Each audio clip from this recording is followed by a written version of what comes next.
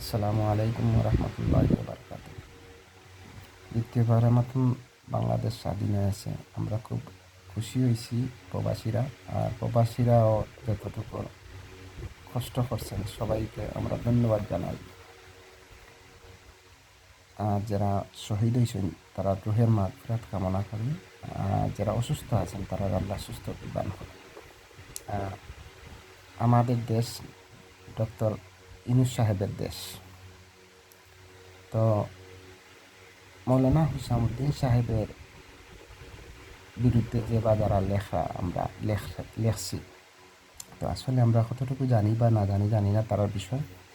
তারা প্রথমে কোনো রাজনৈতিক দলের অনুসারী ছিলেন না, বা পরে ইসলামী ভার্সিটি একটা উদ্দেশ্য আছে, তারা ইসলামী ভার্সিটি যে সরকারে তারা করিয়া দিবা এরার পক্ষে তারা কাজ করবা। মূল লক্ষ্য উদ্দেশ্য আছে ইসলামী ভার্সিটি। পরবর্তী এক সময় আপনার আমাদের বিশ্বনাথের এমপি শফিক সাহেব তো সুযোগ ইসলামিক ভার্সিটির সুযোগ নিয়ে তারা হুসামুদ্দিন সাহেবের পিছনে আস্তে আস্তে ঢুকিয়া তারার মন জেলা আমরা মন নিচে গিয়ে মন জয় করেছে। এমপি হয়তো লাস্ট পর্যন্ত প্রধানমন্ত্রী পর্যন্ত গেছে। প্রধানমন্ত্রী হয়তো তারা বুঝাইয়া হয়েছে ওরলাওয়ালা তারা উদ্দেশ্য একটা যে ভার্সিটি আপনি দিলে যাতে তারা আওয়ামী লীগের সাপোর্ট করলাম, ধারণা করাম ওরকম হইতে পারে। তো তারা একটা আবার সংগঠন আছে তালামি ইসলাম, এই সংগঠনটাকে অত বেশ রাজনৈতিক আলোচনাও হয় না। আর সংগঠনটাও মূলত রাজনীতিমুক্ত হওয়া লাগে। তবে বেশিরভাগ সংগঠনের যে বা যারা আছেন সব আওয়ামী লীগপন্থী, একটারে সংস্কার করার দরকার। তো যাই হোক, মাঝেরই কথাটা মাতি নিলাম। তো আসল উদ্দেশ্যটা হইল হুসামুদ্দিন সাহেবের এই যে সমস্যা, এই সমস্যার মূল কারণটা হইল শফিকুর রহমান। যে শফিকুর রহমান ইলিয়াসের গুমের প্রধান কারিগর। আরেকজন মারা গেছে, স্বর্গে গেছে, নামটা হওয়ার দরকার না, যেহেতু মারা গেছে স্বর্গে গেছে, এখন হইলে তো অবশ্যই বোঝার কথা। এরা হইল মূল কারিগর। বিশ্বনাথর বাসীর উদ্দেশ্যে এখানে এই কথা কইতাম চাইলাম যে আপনারা শফিকুর রহমান রে যে জায়গার থাকে না খানে, যে বা যারা জানেন না খানে একটু সহযোগিতা করেন।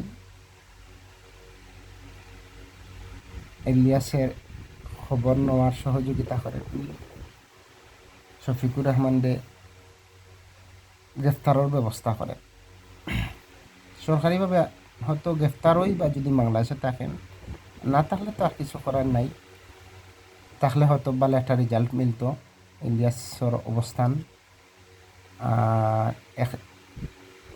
কিছুদিন আগে দেখছি, 3-4 দিন আগে দেখছি আমার রেব এক ভাইয়ে ইলিয়াস সম্বন্ধে কথা কইছেন।